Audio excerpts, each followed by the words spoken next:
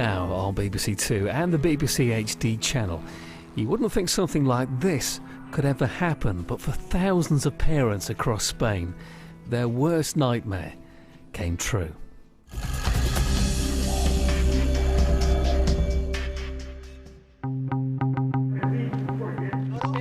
Spain is reeling from an avalanche of shocking allegations of baby theft and baby trafficking, recently revealed to have gone on for decades.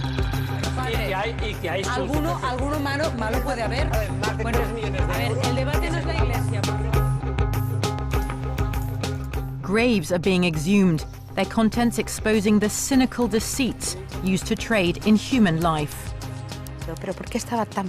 Why was she so cold? She was completely frozen.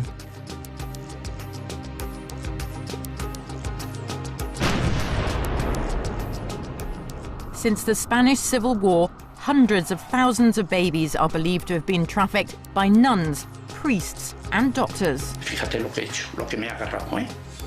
I've been meeting the heartbroken mothers, now searching for the children they'd been told had died at birth.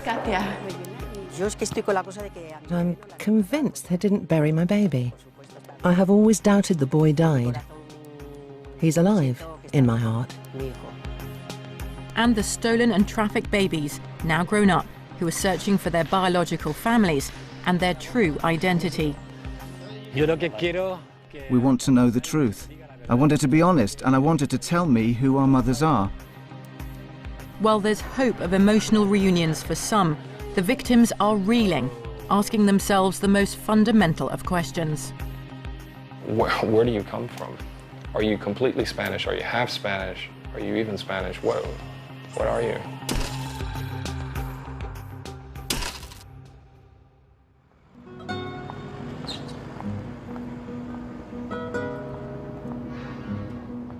Madrid housewife Manoli Pagador has 3 daughters and lots of grandchildren.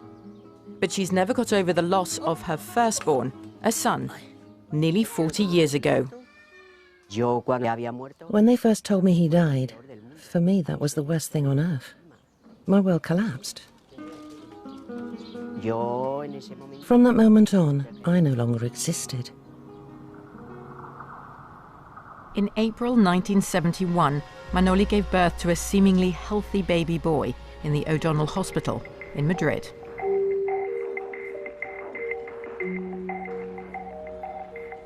The birth seemed to go well, with no complications. But it's the horror of what happened next that's haunted Manoli ever since. I said, "Aren't you going to give him to me?" "No," they said. No. We need to take him down to see the doctor."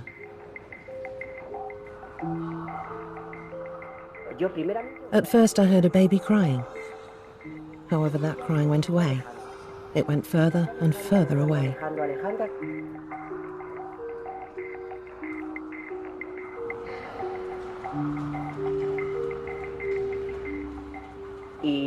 And then, 9 hours later, a nun arrived and she just said, "Your baby's died."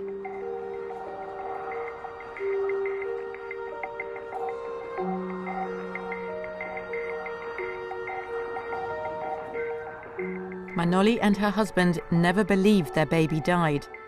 Like many other parents across Spain with strikingly similar stories, they believe their child was stolen.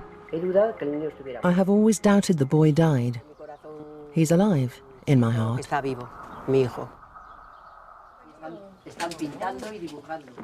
Until recently, some members of Manoli's own family doubted her. But her eldest daughter, Ma, now believes passionately that her brother was stolen, and she's turned detective in an effort to find out the truth. My mother has told me her story many times. How she had her baby and how they treated her. I feel so much anger, so much. Right now, I'm living in a bubble and looking for my brother. I think it will be us victims who will do the investigation. I can tell you that now. Recent events in Spain have given Manoli and Ma, and thousands like them, new hope. Yo me llamo Estefanía Anguita, soy del año 86 y también busco a mi hermana gemela. In January this year, hundreds of Spaniards who believed they were the victims of mass baby trafficking launched a campaign demanding a national investigation. They alleged a trade involving many thousands of Spanish infants, including cases of organised baby theft. The volume and similarity of their stories shocked the country. Soy Verónica Pérez Martínez y busco a mi hermano que nació en O'Donnell en el año 79. The campaign was spearheaded by Antonio Barroso. Bueno, aquí están implicados médicos, comadronas, enfermeras, curas, monjas. Antonio Barroso and his childhood friend Juan Luis Moreno grew up in a small seaside town near Barcelona. Just recently, they discovered they were both victims of child trafficking, and they're now reassessing their lives.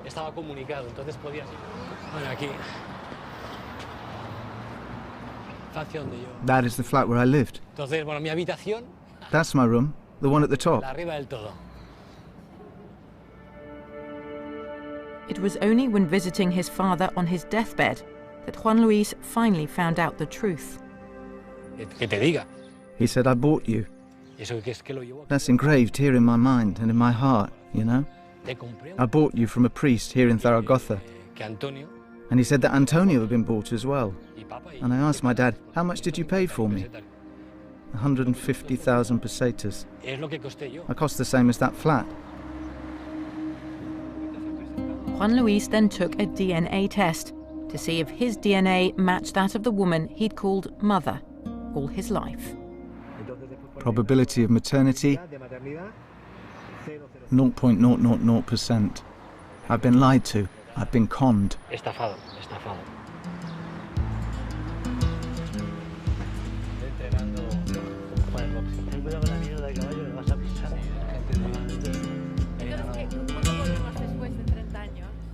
Nosotros nos quedamos en aquella zona ahí a jugar. Juan Luis and Antonio's parents weren't friends before they bought their sons, but after doing so, they often spent the weekend together, sharing a guilty secret. Well, it's like someone who buys two dogs. Two friends that bought dogs and decided to go together for a walk with them.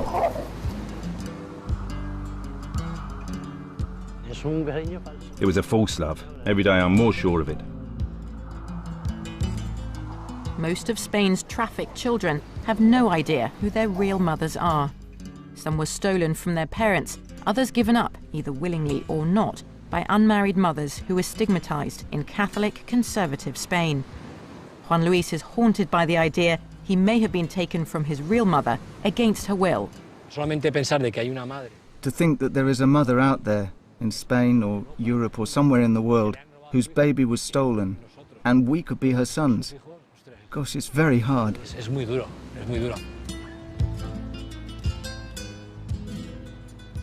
Juan Luis and Antonio believe they were stolen rather than given away by their mothers. But it's a difficult thing to prove, as their birth documents are riddled with false information.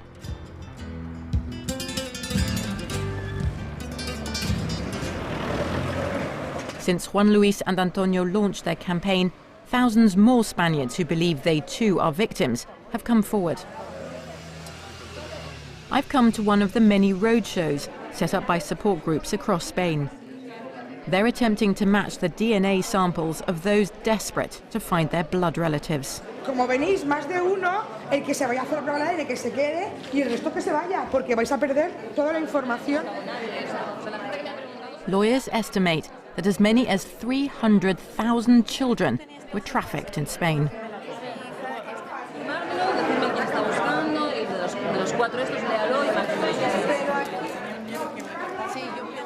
Parents are searching for their children, and children searching for their parents. 2 days after giving birth, the birth was fine. I showed her to my husband.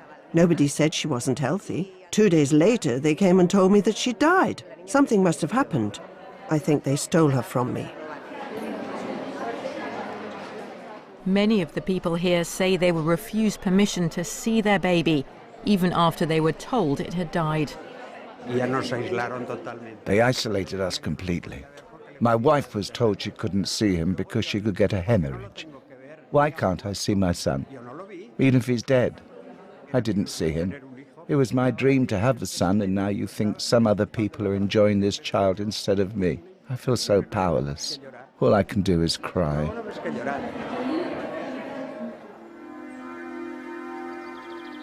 Some of the families who believe their babies were stolen have begun private investigations. And shocking evidence has emerged. Babies' graves are now being exhumed across Spain, making for some disturbing discoveries. One baby's grave had just a pile of stones in it, another only the remains of an adult leg, while the grave of a baby girl showed the bones of a baby boy, no relative at all of the distraught parents. Spaniards are appalled, and as public pressure mounts and the evidence of wrongdoing increases, there are likely to be many more exhumations in the coming months. While most of the exhumations have been done privately, a judge in southern Spain has now ordered the first state exhumations. The Spanish government has appointed a national coordinator to oversee the issue Spaniards call niños robados, Spain's stolen children. ¿Hubo niños robados en España? Without a doubt. Many? I don't dare try to come up with a figure myself, but from the volume of official investigations, I would dare say yes, there were many. This is a really serious matter. When it affects something as essential as your own identity, your right to know your origins, these are fundamental rights. Spain's judicial system is now examining cases which took place between 1960 and 1990. But the origins of this tragedy are older and ideological. The longer you live here, the more you notice the huge shadows of the past that haunt Spanish society today. It's a legacy of 40 years of military dictatorship which only ended relatively recently. There's been a reluctance in Spain to rake over that past and so to come to terms with it. And that means that deep-seated divisions and a sense of injustice still exists in Spain today.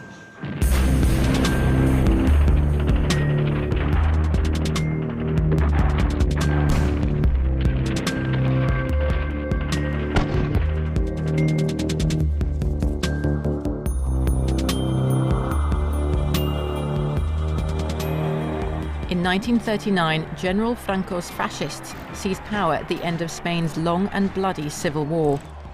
Franco immediately began a military dictatorship over a country that was economically devastated and bitterly divided along political lines. Franco's presence still looms over Spain today. His body lies in this haunting mausoleum, built for him by his enslaved enemies, known as the Valley of the Fallen. He said, "We are going to create a totalitarian state that has no turning back. Anyone who steps out of line is eliminated, either physically or socially." Of course, this was all firmly supported by the Catholic Church. They were the two pillars. Franco ordered the elimination of his enemies, the anti-fascists, dubbed the Reds. Thousands were executed or imprisoned. Their children were placed with right-wing Catholic families or put into institutions run by the clergy and brainwashed with the fascist doctrine.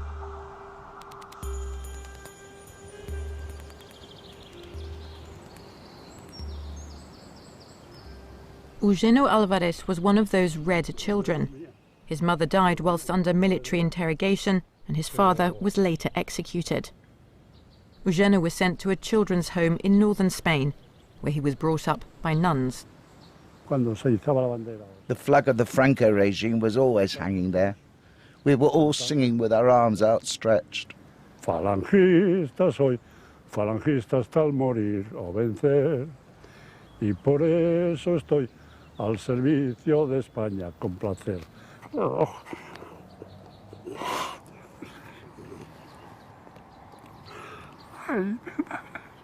siento, Gino. Lo siento, Gino. Lo siento mucho. They killed me in 1936. Thousands and thousands of children. They destroyed us.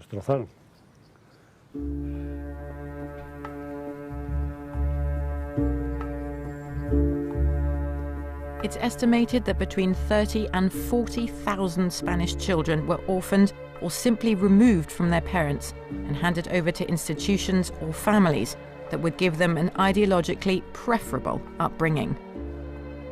To seal the fate of the children of his enemies, Franco personally enacted a new adoption law in 1941. It made it legal to name the adoptive parents as a child's biological parents on their birth certificate. Infants grew up unaware that they were adopted, unless anyone told them otherwise. This deceit laid the foundation for the mass trafficking of babies that was to follow for the next 50 years, long after the fascists had lost power.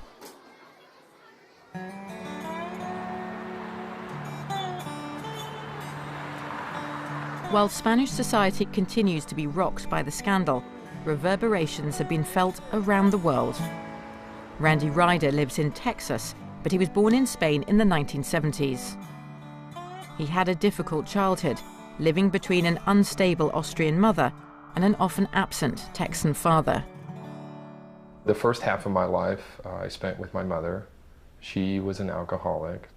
When she would drink, she would always talk about a woman from Spain. She would just say that you're not really mine, and that I got you from this very bad woman in Spain. But I always sort of wrote that off as just being gibberish. It was only by accident that Randy began to find out the truth. He was holidaying with his own son at his grandmother's home in Austria when he made a remark about his child's lack of family resemblance. I said, you know, Grandma, he doesn't look a lot like us, does he? He doesn't have a lot of our features. And at that point, you know, my grandma was already in her 80s, and she looks at me and she just says, well, you don't, that's when she said, you don't have my blood. I said, what are you talking about? And she said, you're not part of, biologically, you're not part of my blood, my family. And at that point, my aunt got up and rushed her into the house, and everybody started cleaning up the dishes, and I almost fell out of my chair. When Randy confronted his father about what his grandmother had said, in the end his father admitted he'd been bored. He finally said, okay, you are, but I want you to know that we picked the best one out of the bunch. He even told me that he, you know, provided like $5,000 to pay for the birth, but births didn't cost $5,000 back then. I would say that a large percentage of that cash went to someone. That's equivalent to £16,000 in today's money. Randy requested his birth certificate from the Spanish consulate. He was surprised that the people he now knows were not his mother and father were listed as his biological parents. There was no indication of a person being adopted. The combination of Franco's adoption law and falsehoods in documents has left victims like Randy few clues as to their real identity.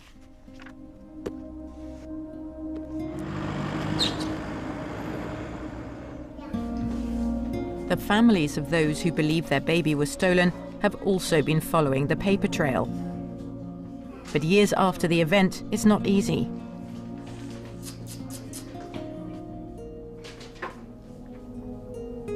In Madrid, Manoli's eldest daughter Mar has been leading the search for the man she believes to be her stolen brother.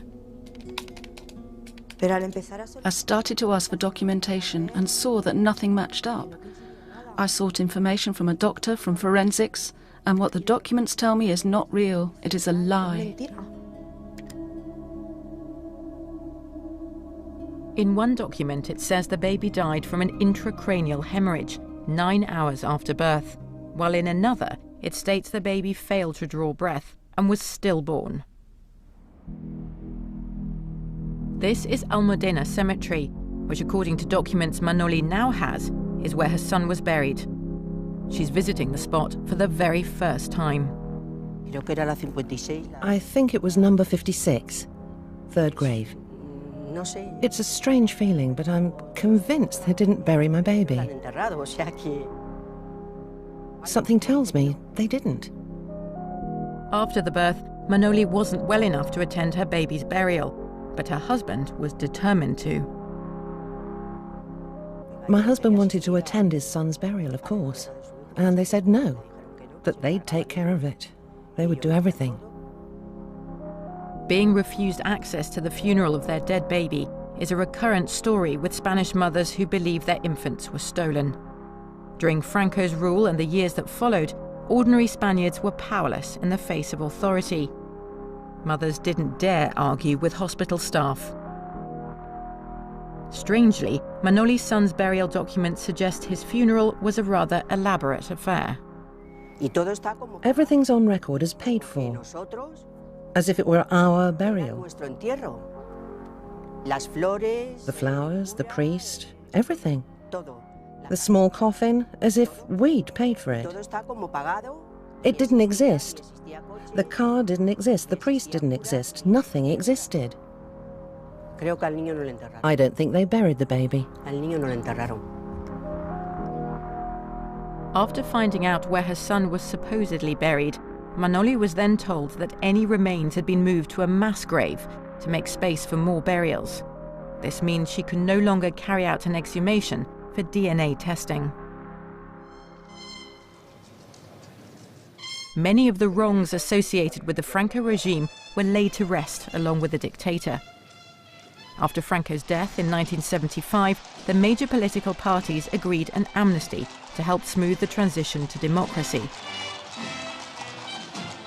But this amnesty law has never been repealed, so attempts to investigate Spain's baby trafficking as a national crime against humanity have been rejected by the country's judiciary. Critics argue this is evidence of the undying influence of Francoism in modern-day Spain.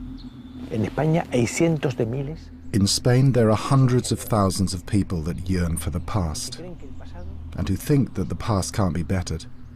Here we haven't cured Franquismo, and in certain aspects, we're exactly the same as before. Socially, this country carries a lot of lead on its wings. It's weighed down, and as long as that's there, the doves will not fly. With no national case, Spain's Attorney General has charged regional prosecutors with investigating individual cases, more than 900 to date. I think 35 years have passed since the death of the dictator. We have a professional and independent justice system. Evidently, we still have problems from the past, social problems, but also personal and even cultural problems, and the policy of this government has been one of trying to solve them.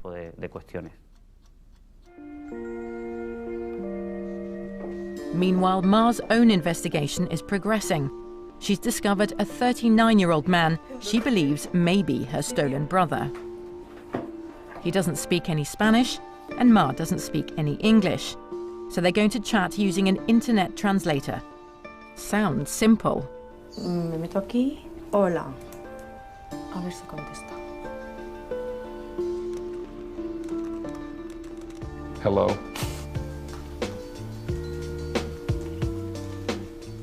Es que me pone mala esto. Siempre me pasa lo mismo.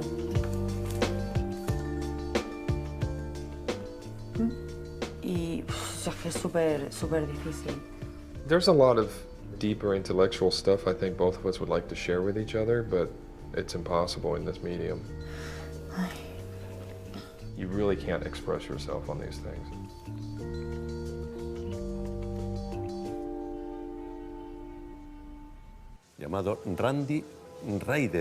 Mar was watching one of the numerous TV programs dedicated to helping victims search for their biological relatives. In 1998, what happened is that She spotted an immediate family resemblance in one of the contributors.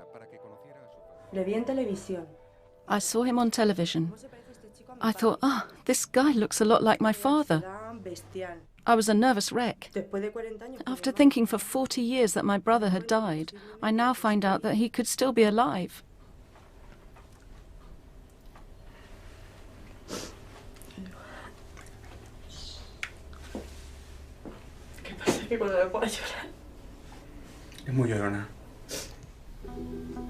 Mar's clearly captivated by the idea of Randy being her older brother. But Randy is rather more cautious. I've questioned a lot, where she's been much more sort of blindly open to the idea that we're related. And I'll bring up small points of differences, such as me being born in Malaga and her brother being born in Madrid, and what's the likelihood of the baby having been transported to the south. The likelihood may be higher than Randy realizes. Many victims are now discovering they were moved around the country.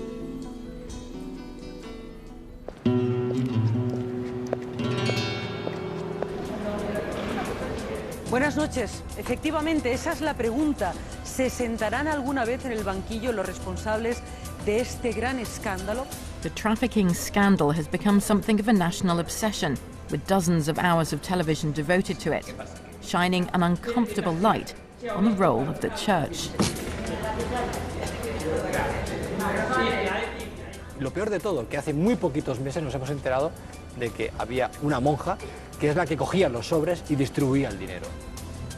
Que a mí tampoco me cuadra, como es lógico, y me cuesta mucho aceptar que una monja, una religiosa, de un cura dudo incluso, Pero padre, y que hay sus alguno malo puede haber. A ver, más de 3 millones de a ver, euros. el debate no es la iglesia.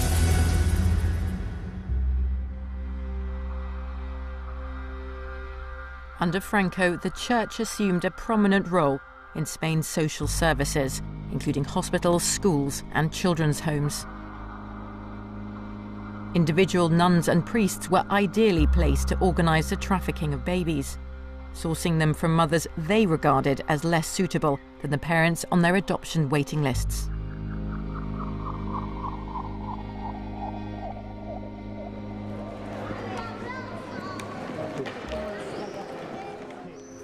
Eager to follow any lead that may help them find their real mothers, Juan Luis and Antonio are going to the town of Zaragoza to find out what they can from a nun involved in their sale.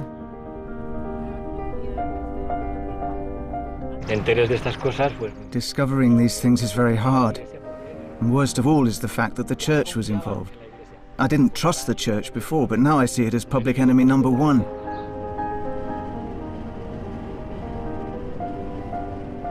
La basílica.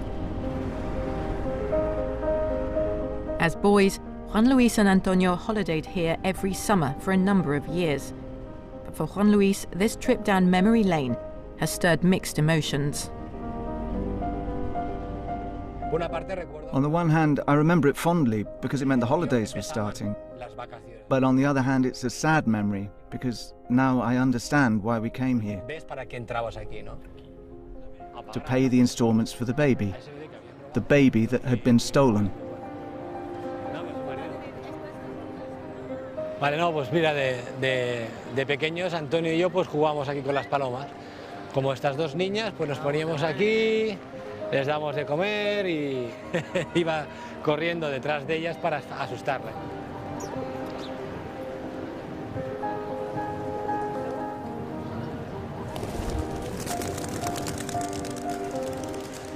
While Juan Luis and Antonio stayed with their mothers, playing amongst the pigeons, their fathers went to pay their respects and to pay off their debt. Mi padre me lo dijo, ¿no? My father told me that they would give the money to a priest who would come out from behind here. And according to what Antonio's mother told him recently, it was one of the nuns who collected and distributed the money. Is that the nun we're going to see? Yes, that's the nun we're going to see.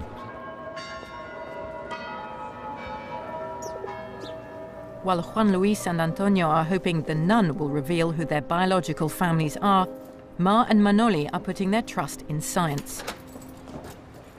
For most victims of the scandal, the only way to prove beyond doubt a family connection is to see if DNA samples match.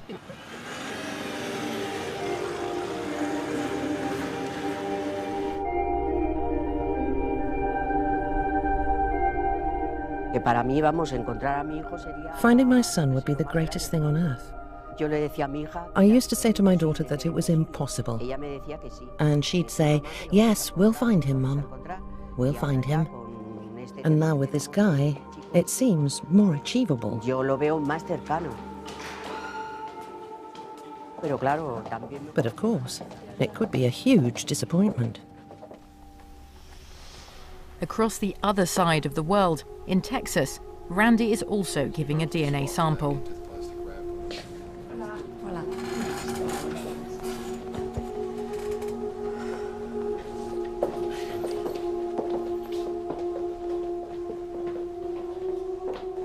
Que me quita el sueño. I'm losing sleep about the possibility that Randy could be my brother. Sea mi hermano. Manuela, ¿quién está buscando? Amigo. Pero me siento mal. I feel bad because it was me who contacted Randy and stirred up the family's emotions. I guess we'll do the first one.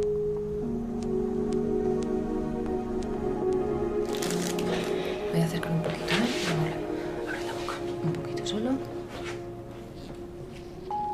Es que si fuera él. I mean, if it was him, well, I don't believe in God, but I would believe in miracles. After giving his DNA sample, Randy will fly to Madrid to finally meet Ma and Manoli. They plan to collect their DNA results together. It's early days, but a handful of DNA matches have been made between stolen babies and mothers who were told their child had died. It's concrete proof that for decades Spanish babies were forcibly taken and then sold on.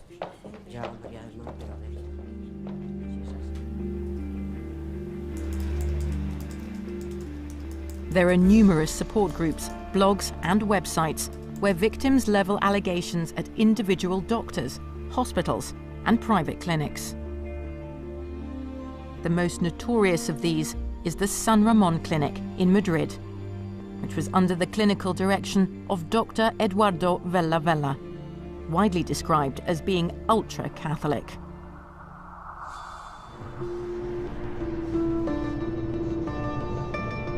Dr. Vela has been accused of running a baby factory, providing babies on demand to selected families. Inés Pérez was a childless, devoutly Catholic married woman in her late 40s who received the ultimate gift from Dr. Vela, a daughter also called Inés. Inés Sr. had fostered 2 boys as a favour for her local priest, a childhood friend of Dr. Vela's. Dr. Vela was asked if he could provide Inés with her own baby as a special thank you. Dr. Vela agreed and asked Inés to fake a pregnancy before being given the child. This man said to me, "Are you willing to pretend that you are pregnant?" I said, "Yes." Then I had to put on the padding, as if I were really pregnant. And he shaped what he had put on me, the padding on the front.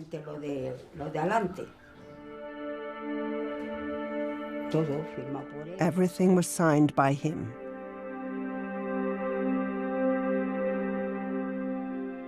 The doctor did it at the time of birth. That document led to the baby being registered officially as Inés Sr.'s biological child, and the truth would never be known.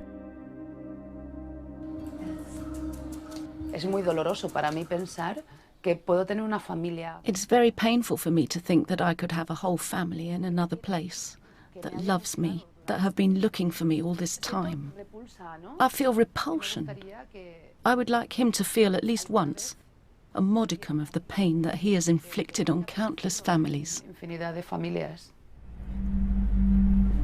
Hundreds of babies are now believed to have been trafficked from the San Ramon Clinic. It was well known to be the place to go if you wanted a baby fast and had the means to pay for it. Lali Carrasco was one such woman.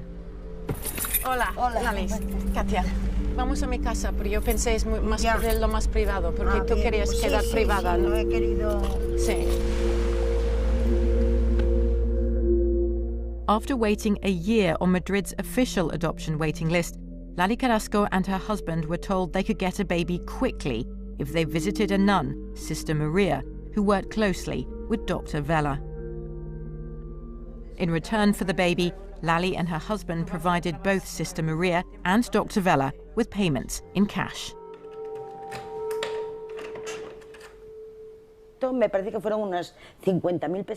I think it was around 50,000 pesetas to Sister Maria and around 120,000 to Dr. Vela.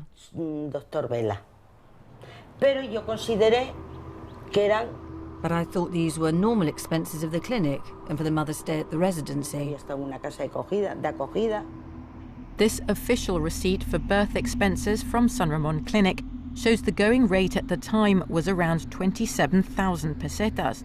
Lali and her husband were asked to pay more than 5 times as much to Sister Maria and Dr. Vela. But where were the babies coming from?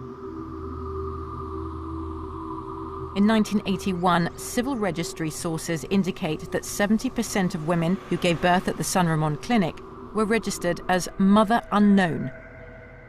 This was totally legal under Spanish law and was meant to protect the anonymity of unmarried mothers. But it was also widely used to cover up baby trafficking. Photojournalist Germán Gallego was working for Interview magazine in 1982 when they received a tip-off about unmarried mothers being coerced into giving up their babies for trafficking. Entonces de ahí vimos a la clínica. En la clínica había un tal Dr. Vela. There was a Dr. Vela who ran the clinic. We tried to speak to him so he could tell us what was going on, but he absolutely refused to speak to us. However, some of the nurses there wanted to talk to us. So they told us things like people would arrive to give birth and that another person would arrive and wait in a different room. And then that person would end up taking the baby. At one point during the interview, they told us that when women wanted to keep their baby, they were then told that their baby had been born dead. So I said, don't they want to see it?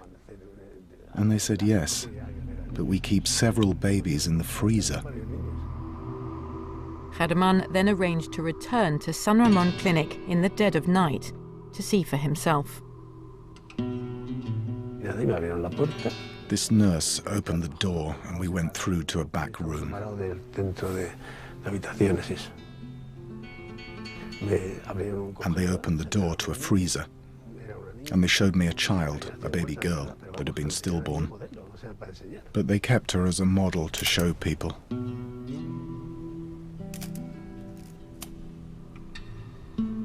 It was horrible. Interview magazine ran with Germán's shocking pictures and allegations of child trafficking at San Ramon.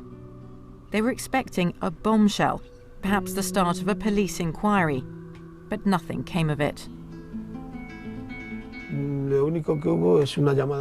The only thing that happened was a phone call from the police inquiring about it, and they said they were going to investigate it, but they didn't investigate anything. We gave them all the information we had on Dr. Vela and the people, the nun there, and nothing happened to any of them. At the time, if you were a doctor in Spain during the 80s, it was like you were God.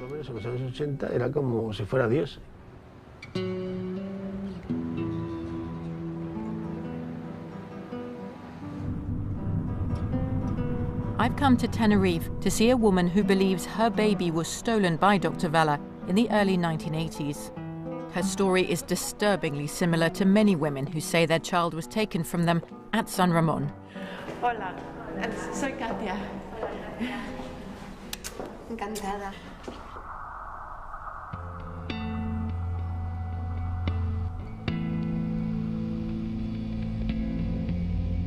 Dr. Vela had sedated Elsa Lopez when she gave birth.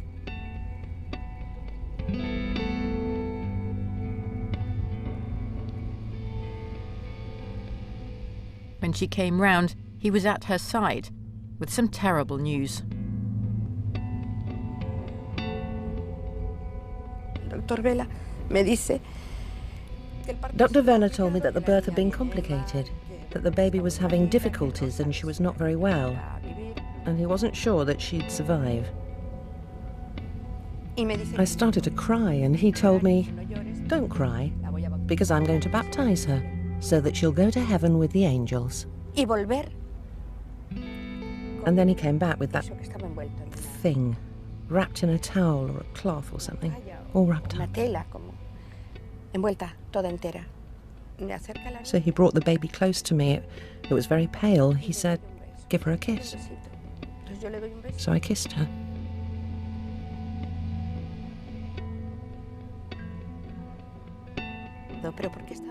Why was she so cold?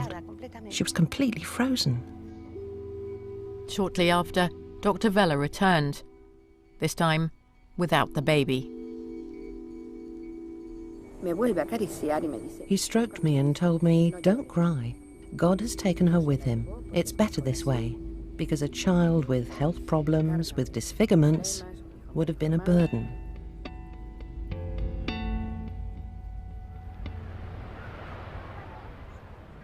Elsa went on to have more children, but she never believed her baby really died.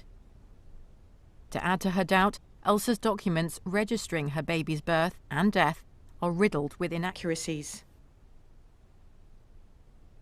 In January 1977, Elsa had had a miscarriage and was treated at the San Ramon Clinic.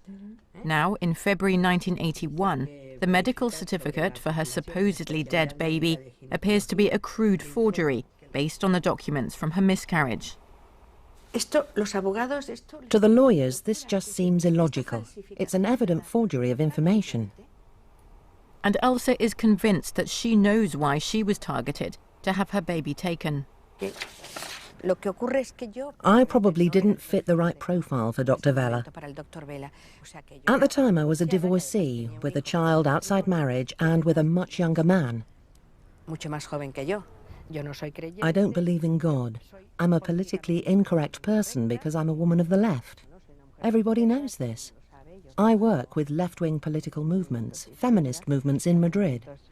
And he knew all this. Elsa is not the only mother who believes she was shown a frozen baby by Dr. Vella as part of an elaborate deceit.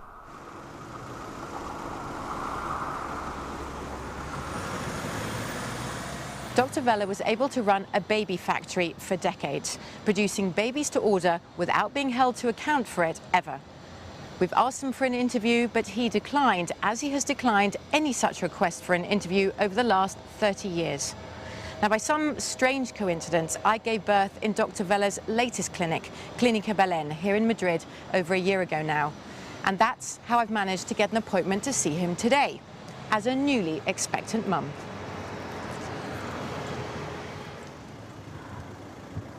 Hola, tengo una cita con Dr. Vella. Sí. Gracias.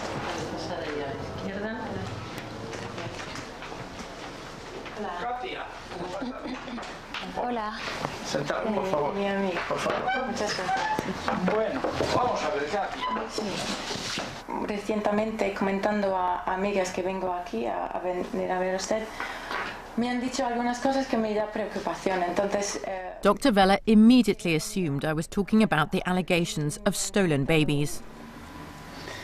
Que yo he vendido niños, he comprado niños, demás, no. Ni uno, por descontado. Si no, no estaría aquí, no estaría trabajando. Dificultades. Dr. Vella explained he was providing a service for women who didn't want or couldn't keep their baby. Pero lo que no quería y quería tener el niño, pues había una ley de adopción que es la que se aplicaba. Y no hice más que atender a esas mujeres cumpliendo enteramente la ley. Aquí me ponen una coletilla de acuerdo a la ley. Si la madre que no quiera dar un nombre, póngase desconocida. Se pone desconocida. Nada más. Pero dicen cosas muy raras, que era para demostrar a mujeres, es decir, que está niño congelado. Es que son historias un poco como una historia de horror. Historias periodísticas nada más. Nada más. Que el niño estaba en un congelador, sí, y que se metieron los de Interview. Bueno, pero eso no fue más que un feto uno. Verás que no hay más que uno. Ese es un niño que yo tenía que hacer una autopsia. La autopsia, la entrada. Dr. Vella then became suspicious. De Interview. Tú no serás periodista, Katia. No, es que soy los dos. Soy madre y también soy periodista. Soy periodista de la BBC. Me vienes engañando. No, Katia, no. No quiero saber más de periodistas. A mí nunca me han denunciado un policía y no he estado nunca en la cárcel. Ni he tenido ningún juicio. Estoy totalmente libre. Con eso basta. Es muy sencillo. Sí, madres que dicen que... Dr. Vella had clearly had enough of my questions and headed for the door. Pero no es posible. Hasta esto, Dios de Pero hay todas estas preguntas o... When he returned, he was brandishing a cross and began quoting sections from the Bible in order to lambast the profession of journalism. Fíjate lo que he hecho, lo que me he agarrado, ¿eh? Fíjate a lo que me he agarrado. No. Una vez lanzada, continúa viviendo por inercia durante algún tiempo, porque hay quien escribe sin informarse. Hay quien escribe sin informarse, los periodistas. Dr. Vella denies any wrongdoing. He still claims he was storing the baby in the freezer to carry out an autopsy. Medical experts we've spoken to say this story makes no sense and would have clearly been in contravention of Spanish autopsy law at the time. The children adopted through the San Ramon clinic have little chance of finding their birth mothers, as Dr. Vella claims he personally burnt all the files. Their only hope now is DNA matching. Manoli Pagador and her daughter Mar have come to Madrid airport to meet Randy, who's arriving from Texas. Tomorrow, they go together to get the results of their DNA tests to find out if they are actually related. I'm nervous and excited. I'm happy because I'm going to meet him in person. Just talking about it makes my heart race.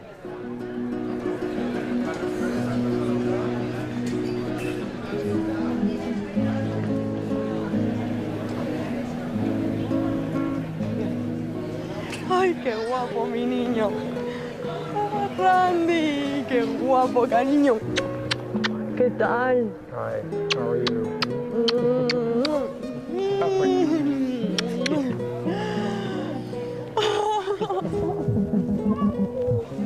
Ay, mi madre pobre.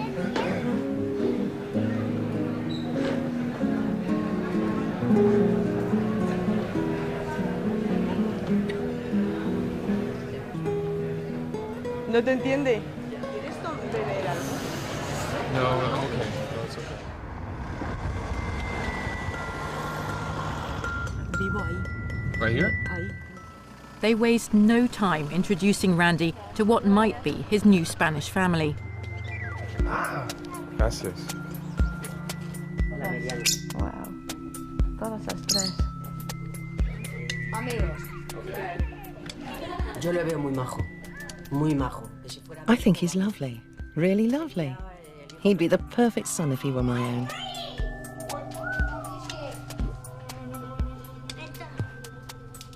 Una parte de mí que me dice A part of me says he could be, but another part of me is staying grounded and says it might not be. But I keep on dreaming. I'm hopeful. Con esperanza. You know, I'm scared. I mean, with Mar, it's interesting because I feel a connection with her, and it felt very comfortable to hug her. We've been speaking for so long over the internet that I do feel a connection to her. You know, I just don't know anyone else, and I'm really frustrated that I can't communicate with anybody directly. Hoy si supiera qué es, todos los besos que no le he dado en 40 años se los daba en 5 minutos. Prepárate, prepárate. Prepare yourself. Prepare yourself.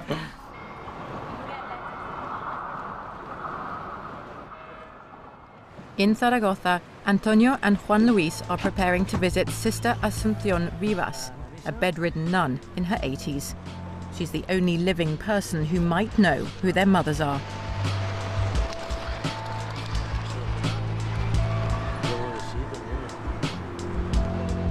Pues bueno, Juan Luis, que tenga suerte y a ver si le sale con la doña. Canta. Va, te acompaño hasta la esquina.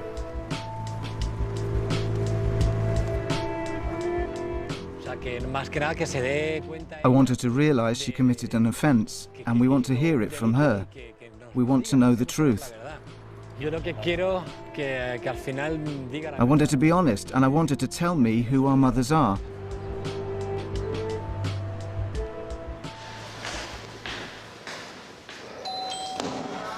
Hola. Hola, buenas. Vengo a ver a la señora Asunción. Espera un momentito que se lo va a decir. Soy Juan Luis, que siempre que vengo a Zaragoza. Juan Luis begins by asking the nun what she can remember about payments. Me acuerdo de uno de ellos, de unos amigos de la hermana Montserrat, y que yo sí que me daban el dinero a mí para que pagara a otra persona.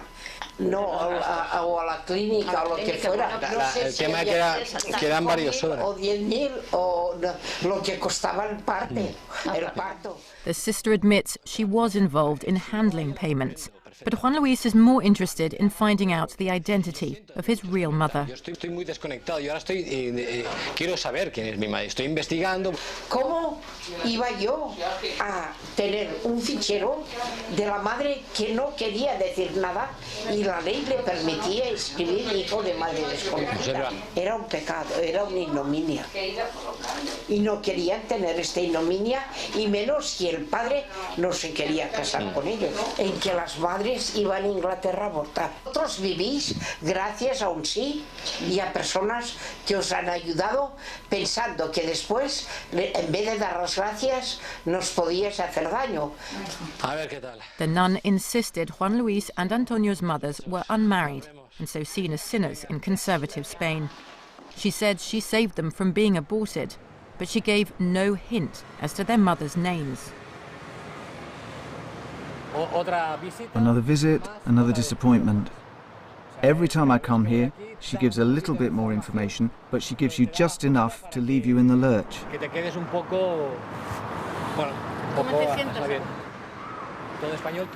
Every Spanish person has the right to know their origins, and as such, I hold on to this right in the Constitution, and I demand it. I want the Spanish government to tell me where I come from.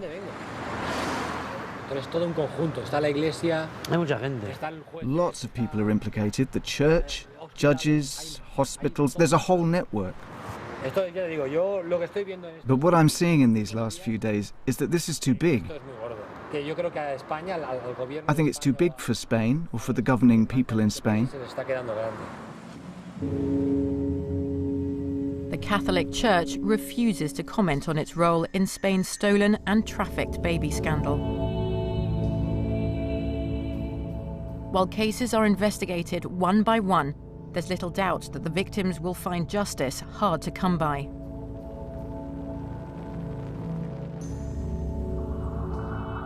And, unlike other countries with stolen baby scandals linked to a military dictatorship like Argentina or Chile, Spain has never created a Truth and Reconciliation Commission to help victims deal with the crimes of the past. Do you think there will be justice for the victims of child theft? I doubt it very much. Franquismo is a cancer that was in power for 40 years. And that cancer can't just be cured with an aspirin called transition. That cancer's still there. And as long as it's not removed, it'll carry on gestating inside. Spanish society knew this was happening and looked the other way. Would it not be a good idea to have a Truth and Reconciliation Commission? I'm not going to comment on the matter. And to abolish the amnesty law? You don't want to answer? It's not for me to say. In the end, all that Spain's stolen and trafficked babies and their mothers have to hang on to is the hope that DNA matching will succeed in reuniting their families.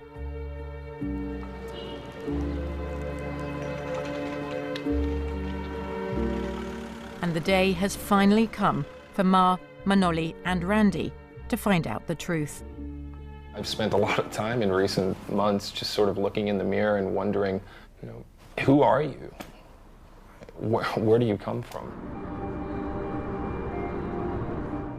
Are you completely Spanish? Are you half Spanish? Are you even Spanish? What are you?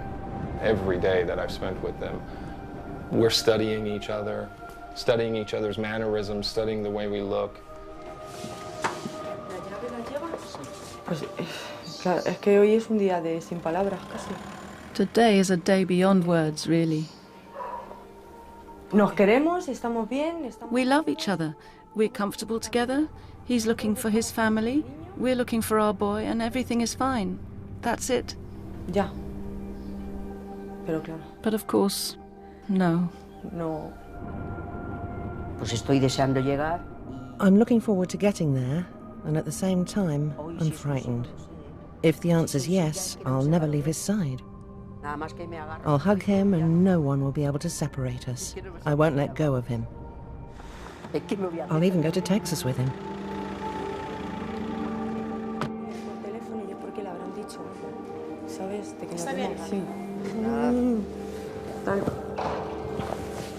¿Cómo estás?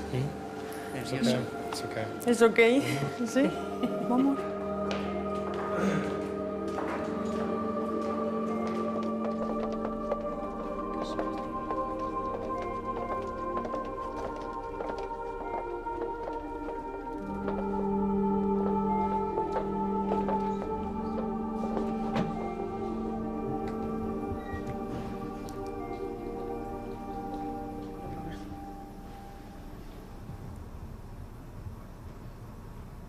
Es negativo. No, las muestras no son compatibles.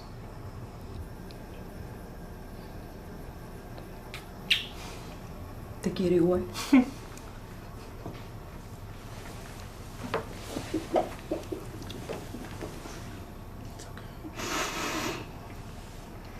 It's okay. You'll find them. At the end.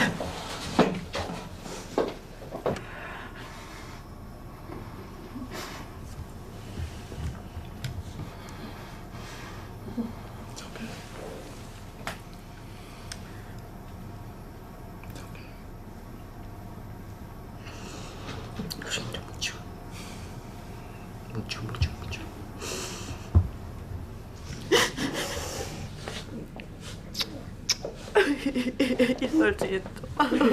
Lo siento. Hemos intentado, María del Mar. Ya está. Hemos intentado.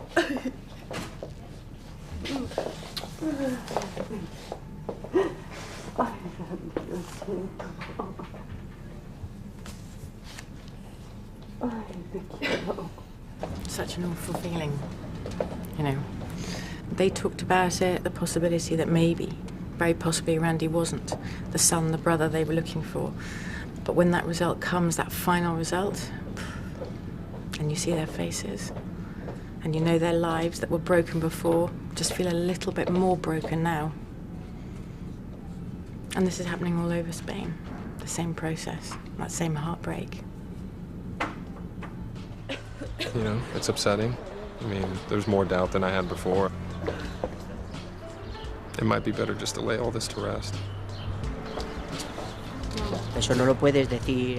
You can't just say to yourself, I have to forget it, and that's it.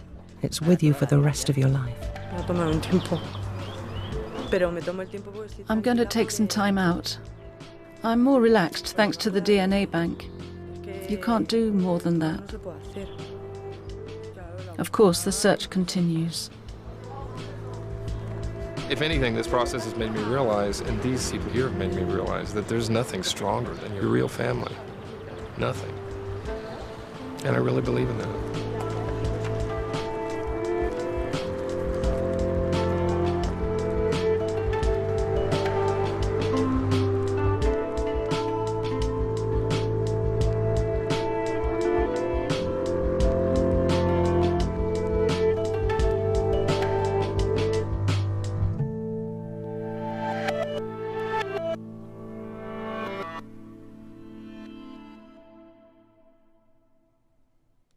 Jules welcomes back the Canadian singer-songwriter Feist. Later Live is next. Right, let's get on with something useful. Welcome to the Department of Penalty Studies. The Man Lab Space Funeral. I want to make the boiler suit a bit more tailored.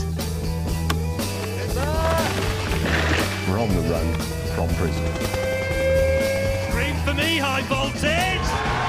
Your everyday guide to being a modern man. The new series of James May's Man Lab starts 8 o'clock next Tuesday on BBC Two.